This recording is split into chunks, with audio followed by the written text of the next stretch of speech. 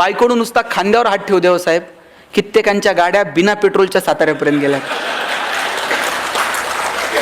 पैसे नव्हते पण आनंद होता की नाही. आता AC गाड्यांमधून नवरा बायको फिरतात. नवरा तिकडच्या खिडकीतनं तिकडं बघतो, बायको इकडच्या खिडकीतनं इकडं बघते. ड्रायव्हर मधल्या आरशातनं दोघांकडे बघत असतो. हे बोलत का नाही? यांना अडचण काय? साधनं वाढत गेली पण आनंद मात्र होरपळून गेला. तुम्ही बघा, शिर्डीला वगैरे अनेक लोक येतात, साईबाबांच्या पेटीमध्ये पैसे टाकतात. ते असं म्हणत नाहीत की मी तुम्हाला बाबा एक सोन्याचं सिंहासन देतो, तुम्ही मला जाताना 2 द्या. त्याच्याकडे 2 पण घ्यायची कॅपॅसिटी आहे. पण हे बाबांना काय म्हणते माहिती आहे का? बाबा मी एवढे पैसे टाकलेत, रात्रीची झोप येऊ दे म्हणते मला. कित्येकांना झोप नाही आहे रात्रीची. आमच्याकडे एकाला झोप येत नव्हती, त्यानं सगळे डॉक्टर केले पण झोप काही येईना. डॉक्टरला म्हणलं डॉक्टर काही करा, पण डॉक्टर म्हणले बाबा माझे इलाज संपले, तू आणखी दुसरा डॉक्टर बघ.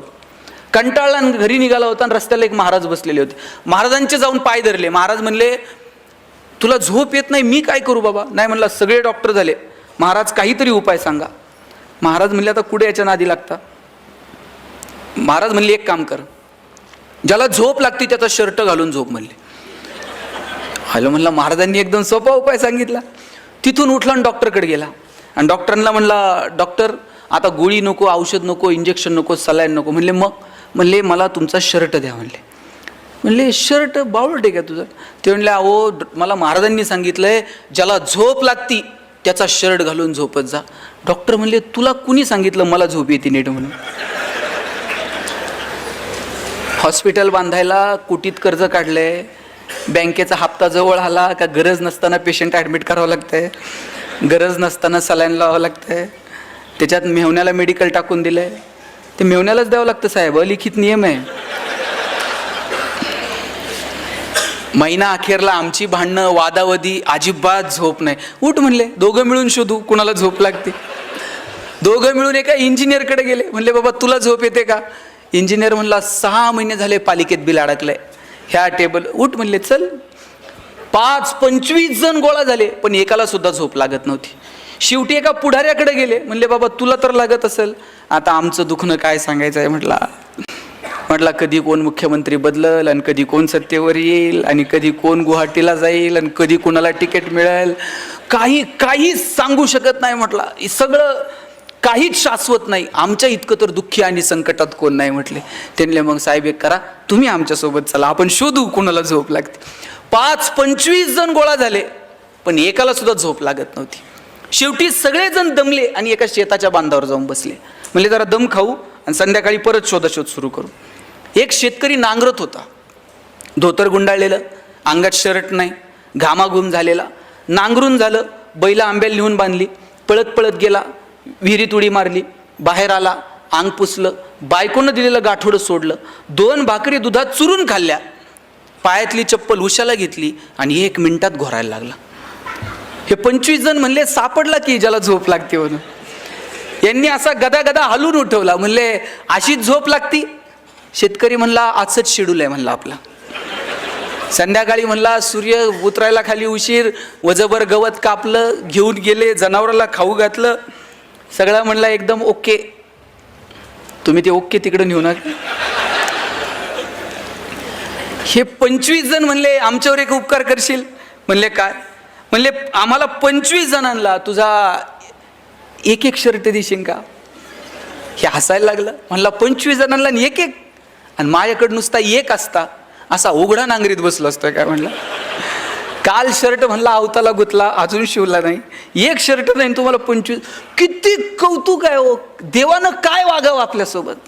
ज्याच्याकडे ढिगानं शर्ट आहे त्याला रात्रीची झोप नाही आणि ज्याच्याकडे एक शर्ट नाही ते दगड उशाला घेतलं तरी झोपतंय. सुख आनंद या संकल्पना निवळ पैशांशी संबंधित नाहीत. पैसे कमवा पण त्याचा आनंद घ्या, त्याचा उपभोग घ्या. आपल्या हातामध्ये देण्याची दानत असायला हवी. विंदा करंदीकरांची खूप सुंदर कविता आहे.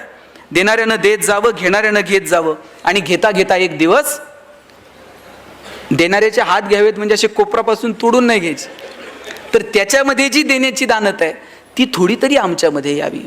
हिरव्या पिवळ्या डोंगरांकडून हिरवी पिवळी शाल घ्यावी, सह्याद्रीच्या कड्याकडून छातीसाठी ढाल घ्यावी, वेड्यापिशा ढगांकडून वेडेपिसे आकार घ्यावेत, मातीमधल्या प्रश्नासाठी पृथ्वीकडून हुंकार घ्यावेत, उसळलेल्या दर्याकडून पिसळलेली आयाळ घ्यावी आणि शांत वाहणाऱ्या भीमेकडून तुकोबाची माळ घ्यावी. देणाऱ्यानं देत जावं, घेणाऱ्यानं घेत जावं आणि घेता घेता एक दिवस देणाऱ्याचे हात घ्यावेत. माझा दावा आहे, तुम्ही जेवढं समाजाला द्याल त्याच्या हजारो लाखो पटीनं हा निसर्ग तुम्हाला परत करत असतो. पण ती देण्याची दानत तुमच्यामध्ये असली पाहिजे. निसर्ग इतका समृद्ध, एक दाना पेरला तर त्याचे 1000 दाणे उगवतात. हो, तुमचं उसनं ठेवायला निसर्ग इतका वेडा नाहीये. तुम्ही जेवढं द्याल समाजाला त्याच्या हजारो लाखो पटीनं हा निसर्ग तुम्हाला परत करतो. मी म्हणत नाही तुमच्याकडे आहे ते सगळं समाजाला वाटून टाका, पण ज्यांची बाग फुलून आली त्यांनी 2 फुलं द्यावीत, ज्यांचे सूर जुळून आले त्यांनी 2 गाणी गावीत, ज्यांच्या दारात आभाळ भरून आलं त्यांनी ओंजळभर पाणी द्यावं आणि ज्यांची उंची आभाळाला टेकली त्यांनी अशाच माना वर करून बघू नये, थोडंसं खाली झुकावं. आणि जी माणसं मातीत मिसळतात त्या मातीत मिसळणाऱ्या माणसांना थोडंसं वरती उचलून घेता येईल का? मला वाटतं याच्यासाठी काम करावं. बाबा आमटे नगरपालिकेतनं असे बाहेर पडले. एक कुष्ठरोगी पावसात भिजत होता. त्या पावसात भिजणाऱ्या कुष्ठरोग्याला उचलायला गेले आणि उचलता उचलता त्या कुष्ठरोग्याची बोटं तुटून आली बाबांच्या हातात. घरी गेले, बायकोनं जेवायला वाढलं, एक घास सुद्धा बाबांनी गिळला नाही.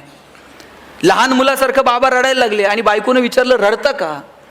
एक कुष्ठरोगी बघितला, त्याचं दुःख बघून डोळ्यात पाणी आलं. माई म्हटल्या, मग तुम्ही रडून त्याचं दुःख कमी होणार आहे का? चला दोघं जाऊ आणि त्याला घेऊन येऊ. दोघं नवरा बायको गेले, त्याला घेऊन आले आणि पाहता पाहता काट्याच्या वनात सुद्धा सुंदर आनंदोन उभं राहिलं. पण समाजाकडे पाहण्याची जी दृष्टी आहे ना, ती दृष्टी आपल्याकडे अपेक्षित आहे. हो, ती दृष्टी कशातनं मिळते? कुठलाही महागडा गॉगल लावून ती दृष्टी नाही मिळत, ती अंतर्मनातून प्रकट व्हावी लागते. ज्यावेळेस अर्जुनानं आग्रह केला कृष्णाला की विश्वरूप दाखव, त्यावेळेस कृष्ण तयार झाला हसत हसत की अर्जुना मी तुला विश्वरूप दाखवेल. अर्जुनालाही प्रश्न पडला की अरे राधा याच्या एवढी जवळची आहे, राधेला यानं विश्वरूप दाखवलं नाही. याच्या जवळच्या अनेक सवंगडी आहेत, अनेक गोपिका आहेत, त्यांना कृष्णानं विश्वरूप दाखवलं नाही. आणि मग विश्वरूप दाखवण्यासाठी अर्जुनाची निवड झाली. याच्यापेक्षा आणखी काय असावं? अर्जुन खुश झाला. ज्ञानोबांनी ज्ञानेश्वरीमध्ये इतकं सुंदर वर्णन केलंय, वासराला जर पाना द्यायला गाय लागली तर मध्ये तिला थांबवता येत नाही तिचा पाना. अगदी तशीच परिस्थिती कृष्णाची आणि अर्जुनाची झालेली असावी. कृष्ण अर्जुनाला इतकं भरभरून ज्ञान देत होता आणि त्यात अर्जुनानं विचारलं आता विश्वरूप दाखव. कृष्णाला थांबता आलं नाही आणि कृष्ण म्हटला, अर्जुना बघ हे विश्वरूप.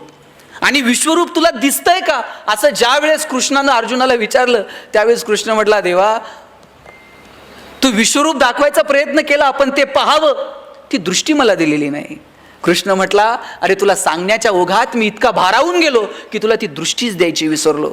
कृष्णानं अर्जुनाला ती दृष्टी देऊ केली आणि मग त्याला विश्वरूप पाहायला मिळालं. भगवंतानं माणूस म्हणून जन्माला घातलं, देण्यासाठी 2 हात दिले, पण त्याच्यासाठी लागणारी दृष्टी ही आपल्याला कमवावी लागेल.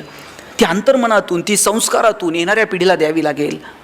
ती देण्याची जबाबदारी आईबाप म्हणून, ती देण्याची जबाबदारी समाजातला एक घटक म्हणून आपल्याला स्वीकारावी लागेल. अहो आपली जुनी पिढी अशी होती, ती सांगायची 1 तीळ 7 जणांनी खाल्ला. आणि आज आपण पोराला जर टिफिनमध्ये सँडविचचे 3 तुकडे दिले तर आई सांगते, हां तुझे तू खा, तू दुसऱ्याचं खायचं नाही, दुसऱ्याला तुझं द्यायचं नाही, आणि उरले तर घरी घेऊन ये, वाटत बसू नको वेंधळ्यासारखं. काय करायचं पुढच्या पिढीनं नेमकं? तुम्ही ते गाणं म्हटलंयत का, एरे एरे पावसा? माहीत आहे तुम्हाला? माहीत आहे का नाही? आणि काय गाणं होतं? Array array array array array array. आवाज हळूहळू कमी का होत चालला? बरोबर म्हणताय तुम्ही. हां म्हणा आता, एरे एरे तुला देतो पैसा झाला पाऊस आला, एग एग तुझे मडके सर आली आणि मडके गेले. किती हुशार आहेत तुम्ही सगळेजण. हे गाणं आम्ही आमच्या लहानपणी म्हणायचो आणि आजोबांना म्हणायचो, आजोबा असं गाणं का म्हणायचं? आजोबा सांगायचे कृषीप्रधान देश आहे, पाऊस आला पाहिजे, म्हणा एरे एरे पावसा. आजोबा सांगायचे एरे एरे पावसा म्हणा. आणि आज इंग्रजी शाळेत गेलात तर पहिल्याच वर्गात बाई सांगतात रेन रेन. पोरांनी नेमकं करायचं काय? आई वॉटर बॅग भरून देते आणि सांगते तुझं पाणी तू पे, तुझं दुसऱ्याला देऊ नको, दुसऱ्याचं तू पिऊ नको. आणि वर्गात गेल्यानंतर गुरुजी सांगतात एकनाथ महाराजांनी काशीहून आणलेलं पाणी गाढवाला पाजलं. पोरांनी नेमकं करायचं काय? अहो आम्ही जेवायला जर बसलो तर आमचे आजोबा सांगायचे ताटाच्या भोवती पाणी फिरवा. आम्ही म्हणायचो ताटाच्या भोवती का पाणी फिरवायचं, का ताटातले अन्नपदार्थ बदलतात, बाजरीच्या भाकरीची पुरणपोळी होते. आजोबा सांगायचे अन्नपदार्थ बदलत नाहीत, पण ताटातल्या पदार्थाचा प्रसाद होऊन जातो. प्रसाद कधी फेकून द्यायचा नसतो. आभार माना, कृतज्ञता बाळगा, कुणाचे तरी आभार माना. म्हटलं कुणाचे आभार मानायचे जेवताना? आजोबा सांगायचे जेवताना आभार मानायचे ज्यानं पिकवलं त्या शेतकऱ्याचे, जिनं शिजवलं त्या आईचे. आणि पुढं जाऊन सांगायचे ज्यानं भूक दिली त्या भगवंताचे सुद्धा आभार माना. कित्येकांकडं फार सोन्याचं ताट आहे हो, पण भूक लागत नाही, करायचं काय?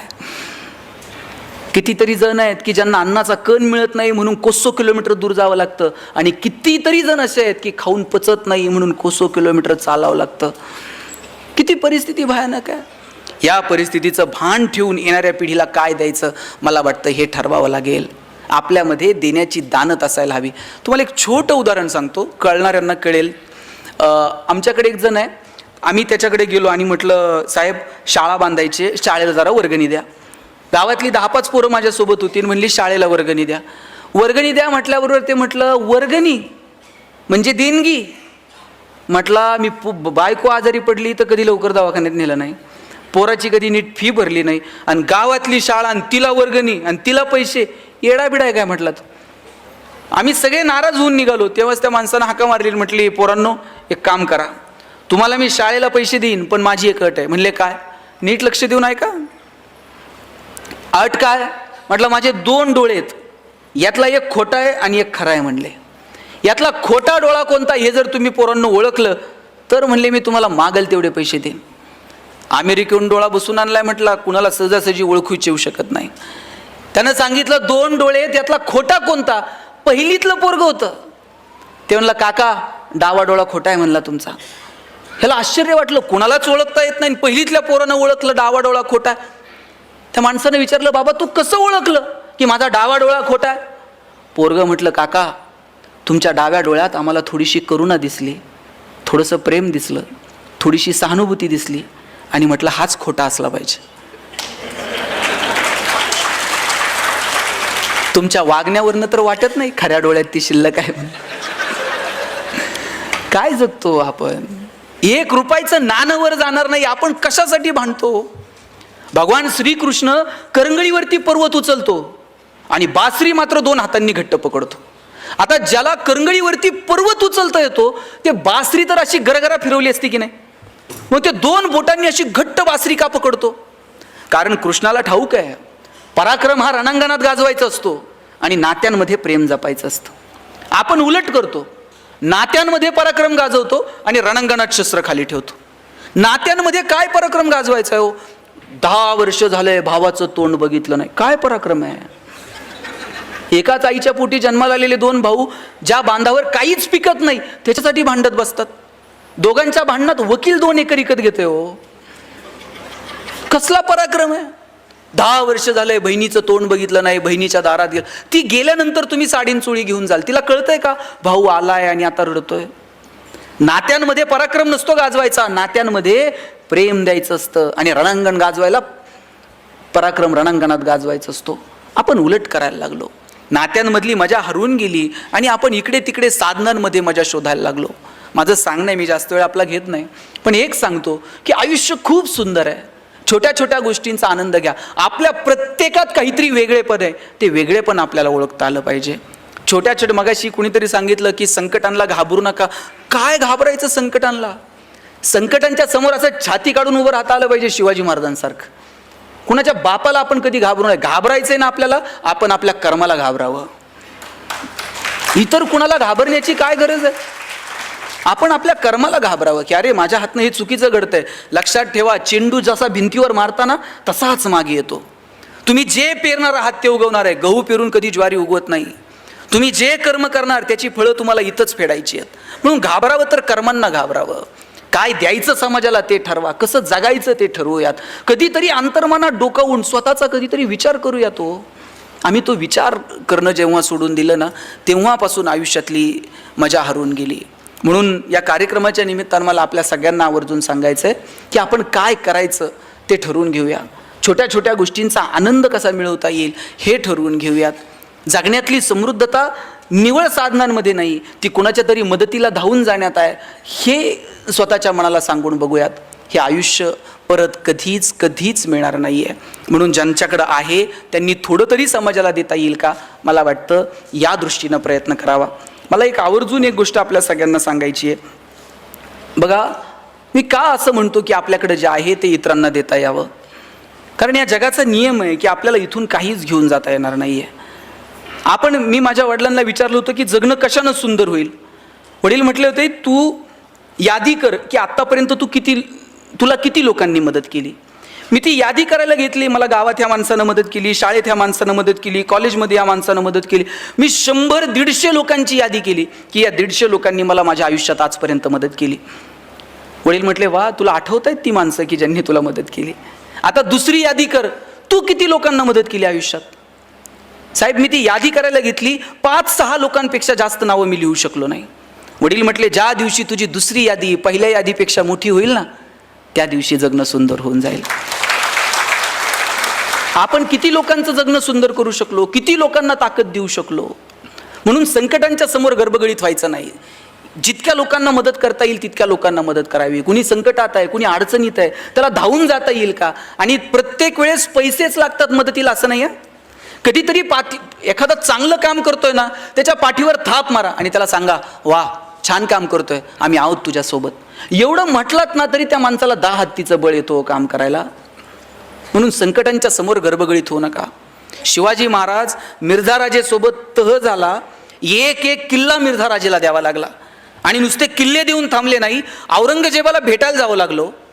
बरं, राजे एकटे गेले नाहीत, एवढ्याशा संभाजी राजाला सोबत घेऊन गेले. एखादा बाप म्हटला असता, मी संकटात चाललोय, लेकराला का नेऊ, पण घेऊन गेले संभाजी राजांना सोबत. मग मधला जो प्रवास आहे आग्र्यापर्यंतचा ताई, त्या प्रवासामध्ये शिवाजी राजांचं आणि संभाजी राजांचं काहीतरी बोलणं झालं असेल की नाही. काय बोलले असतील शिवाजी राजे संभाजी राजांना? स्विस बँकेत आपलं अकाउंट आहे, पासवर्ड सांगतो. काय बोलले काय असतील? शिवाजी राजांनी सांगितलं असेल, शंभूराजे, आतापर्यंत तुम्ही जिंकणं बघितलं, आतापर्यंत तुम्ही यश बघितलं, आयुष्यातला संघर्ष सुद्धा जवळून बघा, चला माझ्यासोबत. घेऊन गेले. तिथं गेल्यानंतर औरंगजेबाने एक हत्ती भेट म्हणून दिला संभाजी राजांना. आणि थोडीशी गंमत करावी म्हणून दिलेर खान म्हटला, शंभूराजे, आप इतने छोटे हो और हाथी इतना बड़ा है, इस हाथी को आप महाराष्ट्र में कैसे ले जाओगे. एवढासा संभाजी राजा दिलेर खानाच्या डोळ्यात डोळे घालून सांगतो, ये तो जानवर है, बैठ कर जाएंगे, नहीं आया तो खींच कर ले जाएंगे, लेकिन हमारे आबा साहब ने जो आपको किले दिए हैं वो तो अभी महाराष्ट्र में है, उन्हें आप आगरा कैसे ले आओगे. एवढासा संभाजी राजा पण माहित होता, आता हात दिलेत आणि मग घेऊ की परत एक एक, त्यात काय असतंय. दत्ताजी शिंदेच्या मानेवर तलवार ठेवली होती आणि विचारलं, क्यों पटेल, और लढोगे. आणि त्याही अवस्थेत दत्ताजी शिंदे म्हटला, क्यों नाही, बचेंगे तो और भी लढेंगे. संकटाच्या समोर असं उभं राहायचं ना, संकटाला वाटलं पाहिजे कुठून याच्या नादाला लागलो. आणि प्रत्येक वेळेस संकटाशी 2 हात केलेत पाहिजे असं नाही.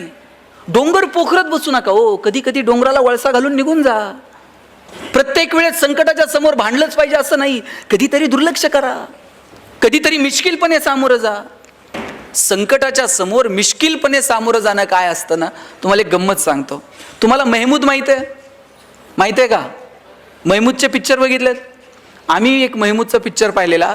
त्या महमूदच्या छातीवर एका गुंडानं बंदूक ठेवली होती. आता याच्यापेक्षा मोठं संकट काय असू शकतं? थेट गुंडानं तुमच्या छातीवर बंदूक ठेवली. त्या महमूदच्या छातीवर बंदूक ठेवली आणि विचारलं, बोल तेरी आखरी ख्वाहिश क्या है. छातीवर बंदूक आहे आणि विचारलं, बोल तेरी आखरी ख्वाहिश क्या है. महमूद म्हटलं, आखरी ख्वाहिश तेरी बंदूक मुझे दे दे. म्हटलं, काय म्हणायचं याला. कधी कधी संकटाच्या समोर असं मिश्किलपणे सामोरं जाता आलं पाहिजे हो. म्हणून संकटांच्या समोर गडबडीत होऊ नका. छोटी संकट आहेत, वेळ निघून जाते. मगाशी मॅडमही बोलताना म्हटल्या, संकट कायम नाही आहेत, ती वेळ जाणार आहे, ती टळून जाणार आहे, पण तिच्या समोर सामर्थ्यपणे उभं राहण्याची ताकद आपल्यामध्ये असली पाहिजे. ती ताकद येणाऱ्या पिढीमध्ये निर्माण करा. त्या पिढीला वेळ द्या. सगळ्यात महत्त्वाचं म्हणजे येणाऱ्या पिढीला भरभरून वेळ द्या. मला अमिताभ बच्चनचा हेवा वाटतो. त्याची कंपनी कर्जाच्या ह्याच्यात पूर्ण बुडून गेली होती हो. एखादा म्हटला असता की मी इतकं सुंदर करिअर केलं, एवढा छान, आणि परत मी शून्यातनं स्वतःला उभं करायचं. गर्भगळीत झाला असता एखादा माणूस. पण हा तोच अमिताभ आहे ज्या अमिताभला आकाशवाणीमध्ये तुझा आवाज चांगला नाही म्हणून नोकरी नाकारली होती. हिरोईन त्याच्यासोबत काम करायला तयार नव्हत्या, म्हणायच्या तू खूप लंबू आहे, तुझ्यासमोर आम्ही बारीक दिसू, तुझ्यासोबत आम्ही काम करायला तयार नाही होत. त्या अमिताभनं स्वतःची बॉलिवूडमध्ये अशी काही उंची सेट केली, आता त्याला बॉलिवूडचा शहनशाह म्हणतात. कोरोनाच्या काळात कुणाचा आवाज ऐकायला येत नव्हता, पण फोन लावला का अमिताभचा आवाज ऐकायला यायचा. याच्यापेक्षा काय करिअर असते. आत्ताही तुम्ही टी व्ही लावून बघा, 5 मिनिटाला अमिताभ दिसतो. कोण बनेगा करोडपतीमधून पैसे कमवायला सांगतो, कमवलेल्या पैशातून कल्याण ज्वेलर्समध्ये जाऊन सोनं खरेदी करायला सांगतो, सोनं खरेदी केल्यानंतर मुथूट फायनान्समध्ये ठेवून कर्ज काढायला सांगतो, कर्जाचे हप्ते नाही भरता आले तर ते नवरत्न तेल आहेच, थंडा थंडा कुल कुल. कुठं नाही अमिताभ, कुठं नाही हो. का का आम्ही हरायचं आणि का किती आदर्श तुमच्या माझ्या डोळ्यात. तुम्ही सचिन तेंडुलकरची उंची किती हो. उंचीनं कमी असणारा माणूस, पण सचिनला बाउन्सर खेळता येत नव्हता, हाईट कमी होती. एक बाउन्सर आला वॉकर युनिसचा, नाकावरती लागला, रक्त यायला लागलं. लोक म्हटले आता याला स्ट्रेचरवरती न्यावे लागेल पॅव्हलियनमध्ये. सचिननं असं तोंडावरती पाणी मारलं, क्रीजवरती जाऊन उभा राहिला, अशी बॅट आदळली आणि समोरच्या फलंदाजाला सांगितलं रुक मै खेलेगा. आणि सचिननं कितीतरी बाउन्सर असे मैदानाच्या बाहेर टोलावून लावले आणि आज क्रिकेटच्या क्षेत्रातला बाप झाला सचिन तेंडुलकर. अहो कितीतरी बाउन्सर येतील आपल्या या अंगावर, फटकावून लावायचे थेट स्टेडियमच्या बाहेर. कधीतरी प्लेट करा, कधीतरी एखादा सोडून द्या, प्रत्येकच फटकावलं पाहिजे असे नाही, पण कधी काय भूमिका घ्यायची हे ठरवता आलं पाहिजे. आयुष्य खूप गोड आहे, खूप सुंदर आहे, त्यातला एका पावलाची मजा घ्या आणि नात्यांना वेळ द्या. तुमच्या ऑफिसमधलं तुम्ही कुटुंबात कमी तितके तुमच्या ऑफिसमध्ये आहात, बरोबर. तुम्ही फील्डवर इतका वेळ आहात की तितके तुम्ही घरात पण नाही आहात. मग ऑफिसमधलं वातावरण किती छान असलं पाहिजे. तुम्ही ऑफिसमध्ये काम करताना तुमच्या बॉसला तुमची गरज वाटली पाहिजे इतकं काम तुम्ही केलं पाहिजे. म्हणजे एखाद्या दिवशी जर तुम्ही आला नाहीत ना, तुमची उणीव तुमच्या बॉसला जाणवली पाहिजे. असंच एका कंपनीत मी लेक्चर देत होतो आणि म्हटलं तुम्हाला तुमचं सेल्फ अप्रायझल जर करायचं आहे ना, तर तुमच्या बॉसला तुमची उणीव जाणवली पाहिजे.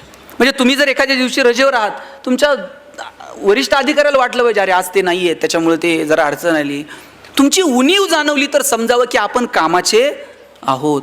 दुसऱ्या दिवशी एकानं ऑफिसच्या चाव्याच लपून ठेवल्या, ऑफिसला निघून गेलं. म्हटलं हे काय, म्हणलं उणीव जाणवली पाहिजे, दिवसभर फोन करताय म्हणले मला. हे असलं नाही हो, डिवोशननं काम केलं पाहिजे. आपल्याकडे आहे ना स्ट्रेस मॅनेजमेंट नावाचा प्रकारच अस्तित्वात नाही. आपल्याकडे स्ट्रेस फक्त डायव्हर्ट करायचा, ह्या टेबलवरून त्या टेबलवर, त्या टेबलवरून त्या टेबलवर, वरतून आलं वसुली करा, त्यांनी लगेच खाली, ह्यांनी खाली. म्हणजे शेवटच्या माणसाला कळत नाही आता मी राग कुणावर काढू. ते घरी जाऊन बायकोला काहीतरी शिव्या देत आहे, बायकोला कळत नाही मी काय करू, ती पोराला लाटणं फेकून मारते. आता पोराला कुणीच उरत नाही, ते बाहेर कुत्र्याला जाऊन दगड मारते, ते तिसरंच कुणाला तरी चावतंय. स्ट्रेस मॅनेज होईल का. वरिष्ठांनी आपल्याला सांगितलंय बसूयात, एकत्र येऊयात, प्लॅन करूयात, तू हे कर, तू ते कर. स्ट्रेस असं डायव्हर्ट करू नका. सगळ्यांनी एकत्र मिळून आपल्याला ह्या गोष्टीला सामोरं जायचं, त्याचं छान प्लॅन करा. प्लॅनिंग म्हणजे काय, थिंक बिफोर ॲक्ट. कोणतीही कृती करायच्या अगोदर केलेला विचार म्हणजे planning. Proper utilisation of the resources. तुमच्याकडे जे रिसोर्सेस आहेत ते तुम्हाला प्रॉपर वेनं युटिलाइज करता येतील का त्याचा विचार करा. मग जगण्यात असो किंवा तुमच्या कामात असो. भगवंतानं आपल्याला प्रत्येकाला काहीतरी वेगळं दिलंय. आपल्यातलं वेगळे पण काय ते स्वतःला विचारा, ते स्वतःला वारंवार सांगा. ह्या तुझ्या स्ट्रेंथ आहेत, हे तुझे विकनेस आहेत, हे विकनेस तुला कमी करायचे, ह्या स्ट्रेंथ तुला वाढवायच्यात. मी कॉलेजला गेलो, आमच्या सरांनी मला विचारलं गणेश तुला MBA कशात करायचं. मी म्हटलं मला ह्युमन रिसोर्स मॅनेजमेंटमध्ये MBA करायचं. सर प्रत्येकाला विचारायचे कोण MBA कशात करणार. आमच्या वर्गात एक बोबडं बोलणारं पोरगं होतं, त्याला विचारलं तुला MBA कशात करायचं. तर म्हटलं सर मला मार्केटिंगमध्ये MBA करायचं. म्हटलं सर म्हटले तुझं बॅकग्राऊंड कॉमर्स आहे, तुला नीट बोलता आहे ना, मार्केटिंगमध्ये चांगलं बोलावं लागतंय, तू कॉमर्समध्ये तू फायनान्समध्ये MBA कर. वर्गात पोरगं उठून उभं राहिलं म्हणला असल कळणार तर मार्केटिंगमध्ये MBA कळणार, नाही तर शिकणार नाही. म्हटलं आणि सर म्हणले तुला काय करायचं आहे ते कर, आपण परीक्षा घेऊयात, कुणामध्ये मार्केटिंगचं टॅलेंट आहे ते शोधूयात. आम्हाला सगळ्यांना 100 रामायणाच्या प्रती दिल्या आणि सांगितलं या रामायणाच्या प्रती बाजारात जाऊन विकून यायच्या. ज्याच्या सगळ्यात जास्त प्रती विकल्या जातील आपण समजूयात की याच्यामध्ये मार्केटिंगचं टॅलेंट आहे, त्यानं मार्केटिंगमध्ये MBA करावं. आता आम्हाला वाटलं आम्ही बोलणारी पोरं 100 रामायणाच्या प्रती तर अशा बाजारात जाऊन विकून येऊ. 8 दिवस आम्ही बाजारात फिरलो 9व्या दिवशी वर्गात आलो. सरांनी विचारलं, गणेश 100 पैकी किती प्रती गेल्या? म्हणलं 4. राहुल 8, संतोष 10. मार्क मिळवणारी पोरं पण 20 पेक्षा जास्त प्रती कुणाच्याच गेल्या नाही. बोबडं बोलणारं पोरगं मागच्या वाकावर बसायचं. त्याला विचारलं, तुझ्या किती प्रती गेल्या रे? म्हणला, सल 100च्या 100 प्रती विकून आलो म्हटलं. आणि सर म्हणले, केलं काय? मार्केटिंगची कोणती स्ट्रॅटेजी, कोणतं रेफरन्स बुक? म्हणला, काहीच नाही. आम्ही लोकांच्या दालात जायचो, बेल दाबायचो, लोक बाहेर यायची, लोक बाहेर आली की समोर लामायण ठेवायचो आणि सांगायचं, हे लामायण विकत घेता का वाचून दाखवू? लोक म्हणायची, वाचून नको दाखवू, तुझं रामायण विकत घेतो.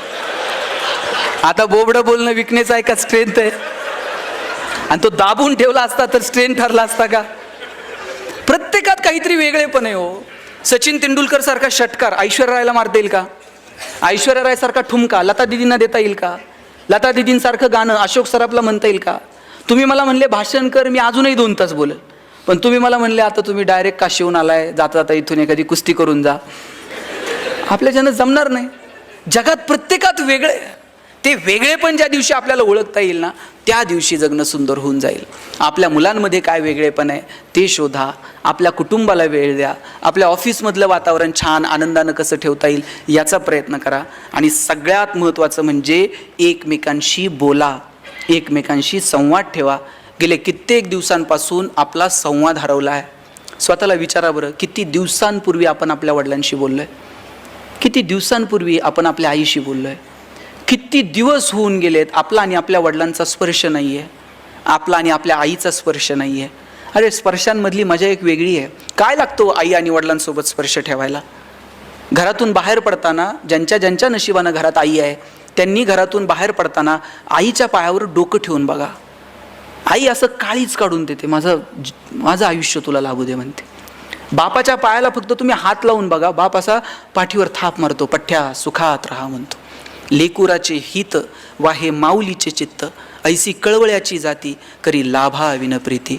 लाभा विना प्रेम करणारं जर जगात कोण असेल ना, तर फक्त आणि फक्त तुमची आई आहे.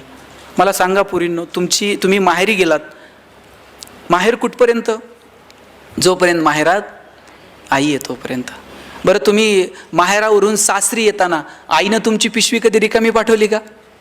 4 वांगे घालून देईल, 4 शेंगा घालून देईल. तुम्ही कितीही श्रीमंत असा, तुमचं सासर कितीही श्रीमंत असू दे, आईनं कधी पिशवी तुमची रिकामी पाठवली नाही. एवढं प्रेम कोण करतो या जगात तुमच्यावरती? आई आणि बाप मुलाचं, बापाचं आणि मुलीचं हे एक वेगळं नातं आहे. मुलीचं आणि तिच्या बापाचं नातं तर काही और असतं. बाप स्वतःला चप्पल घेत नाही, पण पोरगी कॉलेजला जायला लागली ना, तिला नवीन शूज आणून देतो. स्वतः सायकलवर कामाला जाईल, पण तिला गाडी घेऊन देतो. तिच्या लग्नामध्ये दिवसभर असा तुरा काढून मिरवत असतो फेट्याचा. पण ज्यावेळेस पुरीचं कन्यादान होतं त्यावेळेस असा हात जावायच्या हातात देतो, खाली मान घालतो आणि सांगतो, जावाय बापू तळ हाताच्या फोडाप्रमाणे जपली, आता सांभाळून घ्या. दिवसभर त्याच्या डोळ्यातून एकही पाण्याचं थेंब येत नाही. पण पुरीची गाडी एकदा नजरेआड झाली ना, मग खांबाच्या पलीकडे जातो आणि एकटाच रडतो. तो बाप असतो. मला वाटतं ज्या वेळेस तुमचे वडील, बघा तुमचे वडील आता रिटायर झालेत, ते तुम्हाला फोन करतात, आठवड्यातनं कधीतरी फोन करतात. तुम्ही गडबडीत आहात हे जर वडिलांच्या लक्षात आलं ना, वडील पटकन म्हणतात, हां बाई सहज केलता, ठेवतो फोन, करेल नंतर. त्यांना कळतं की मुली आता त्यांच्या संसारात आहेत, मुलं त्यांच्या संसारात आहेत. पण अशा वेळेस आवर्जून परत कॉल करा. एक वाक्य आईबापाचं काळीच पिळवटून टाकणार असतं पोरांचा फोन ठेवताना. आई म्हणते, बाप म्हणतो, बाबांनो आम्ही आहोत तोपर्यंत येत चला. ज्या दिवशी तुमचा बाप तुम्हाला म्हणेल ना, आम्ही आहोत तोपर्यंत येत चला, तेव्हा तुमच्या मीटिंग, तुमचे सगळे प्रोग्रॅम्स थोडेसे बाजूला ठेवा आणि कधीतरी जन्म दिलेल्या आईला बापाला भेटायला जा. ही माणसं परत सापडत नाहीत. वर्षश्राद्धाला कितीही गाव जेवण घातलं आणि कितीही मोठे फ्लेक्स लावले आणि तुम्ही देवाला म्हटलात, खूप पाहुणे जमलेत, गेलेल्या बापाला, गेलेल्या आईला 5 मिनिटासाठी पाठवा, परत पाहता येत नाही. या जगात इकडं तिकडं देव सापडो न सापडो मला माहीत नाही, पण देवानं प्रत्येक घरात आईबाप म्हणून जन्म घेतला आहे. त्याची किंमत तुम्ही कशानंच फेडू शकत नाहीत. म्हणून ज्यांच्या ज्यांच्या नशिबानं आईबाप जिवंत आहेत त्यांना जपा, त्यांच्याशी संवाद ठेवा. घरातली म्हातारी माणसं ट्यूबलाईट इतका प्रकाश देत नाहीत, पण त्यांचं देव घरात निरंजनासारखं तेवत राहणं महत्त्वाचं असतं. ते विझून गेलं ना, मग त्या लोकांची किंमत कळायला लागते.